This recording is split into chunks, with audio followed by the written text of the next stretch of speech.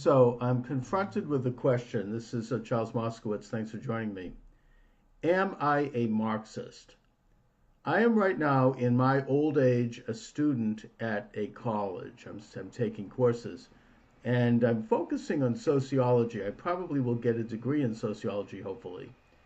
And I'm finding it to be a very interesting subject. It's certainly one that was created by and is a tool of the left. I would suggest that objectively speaking, it's actually a great science if you take the politics out of it. It is a study of society, how societies interact with each other, what are the ideas, the philosophies, the faiths that predominate in any given society or subset of societies. And, but it's politically correct. For example, in sociology, you're not going to find a sociological survey or study on gay marriage, the effects of gay marriage. You're not going to find sociologists going in and doing some deep research in terms of whether or not there's a correlation between, gay marriage and domestic abuse, what these marriages are like for children, any of that. Nor are you going to find a sociological study on any correlation between abortion and breast cancer. Nor are they going to go back and take a look at women who have had abortions, whether or not in later in life, how that affects them emotionally, whether they regret it. Those things are not politically correct. They don't go with the leftist narrative. I mean, I could go on and list a couple of other sociological studies that would be perfectly legitimate that won't be done. You're not going to take a look at crime rates among illegal aliens. You're not going. I could go on, but my point here today is that, and I hope to develop in a way my own school of sociology that is conservative sociology, or counter-revolutionary sociology, I suppose. But sociology breaks down to three fields, three general theories: functionalism, interactionism, and conflict theory. Functionalism is the conventional broad look at a society.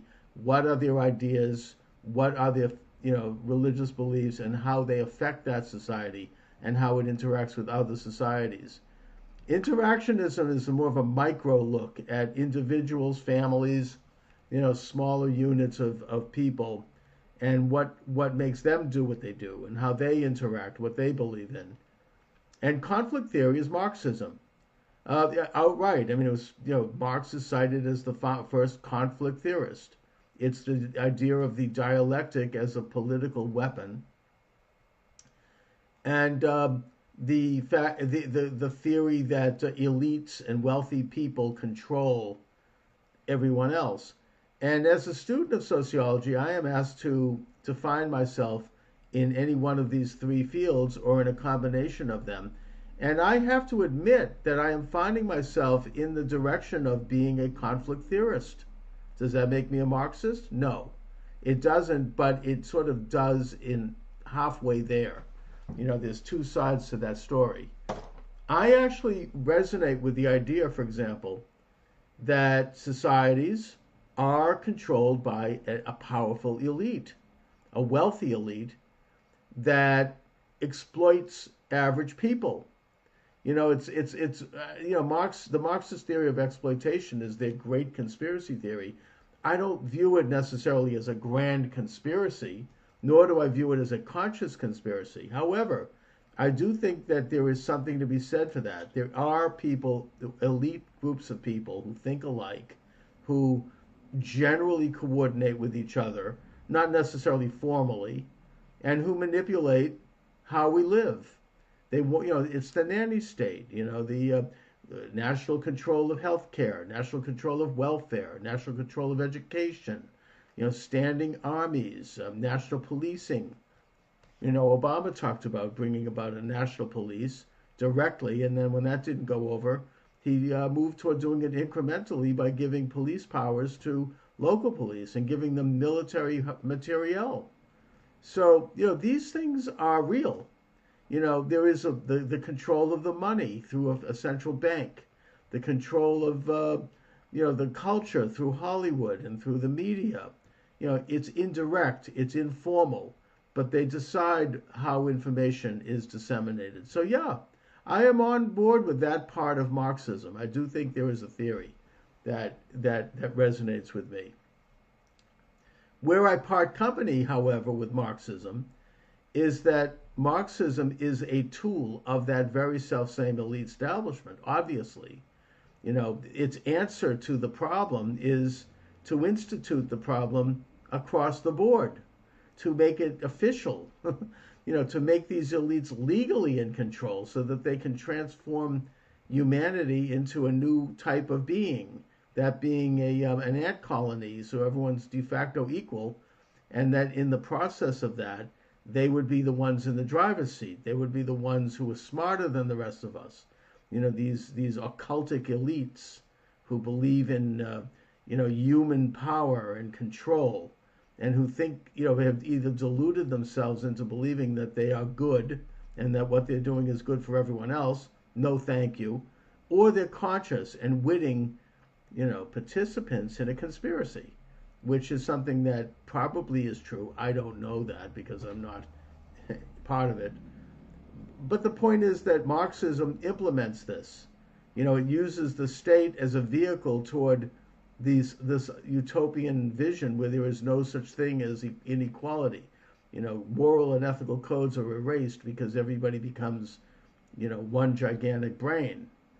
And so, yeah, I believe that the conflict theory itself is correct, actually, that, yeah, there is an elite and that they are trying to control everyone else and that it is dominating. There is a lot to be said for that. However, the solution, Marxism, is wrong because it's, first of all, unnatural, but also because it actually institutionalizes this very elite and makes it official. The answer, frankly, is the conservative answer, which is that we're sovereign individuals under God, that we're created in the image of God, that we are imperfect beings. We cannot perfect the world. All we can do is improve our own lives and our own through belief in knowing God and through knowing his moral and ethical code, and as such having an influence on others, hopefully. And by doing that and by advocating what is right voluntarily and quietly and peaceably, improving the world, not through the use of force, and also improving the world by waking people up to their own sovereign abilities, their own sovereign powers as citizens, their right to determine to the highest degree possible their own lives and to determine their own future and their own destiny. That, to me, is improving the world. Not some utopian, authoritarian, physically messianic vision where you have, people physically altering human society and human beings. So, Marxism, as far as conflict theory, I'm on board with that. Maybe that combined with functionalism. But the result is the opposite. So, we can view the glass, I suppose, as half full on that score. Anyway, thanks for watching, everyone. Charles Moscowitz. Check out my books. They're available on Amazon.com. Please subscribe to my YouTube channel. Have a great day, everybody.